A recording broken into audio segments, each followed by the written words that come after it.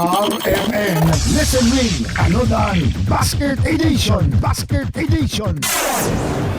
Nagpadayon kita sa pagapod-apod sa ato ang basket pampamahaw mga kasama hatod sa RMN Listen Win Panudan Basket Edition. Ang atong team aniya sa Barangay 40-D karong adlaw kay naanatay sukig tigpaminaw nga naabtan nato mga kasama nga naka-tune in sa DXDC. Ato nang may laila, pangalan Daisy Digamo. Dugay na ka tigpaminaw DXDC.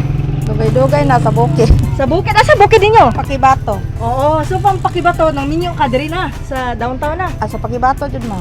So namalhin mo diri. Oo. So ka dito sa pakibato, DXDC nagkusog kayo dito.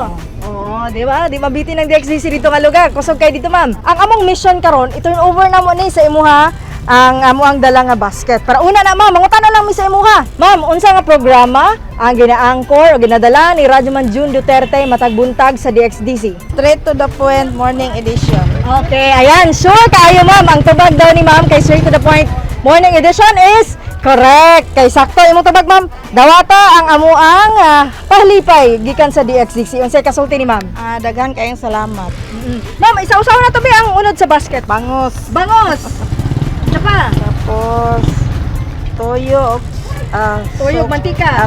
Tuyog mantika. Isa pa. Kapalit O, sila kani, lo. na ma'am, limoncito o Bombay. Bombay. Unsa kayang putahe pwede ana, ma'am? Prito or paksiw. Paksiw or prito. Ayan, congratulations Ma'am Tessie gikan sa ginatibukang puwan sa DXCC RMN Davao.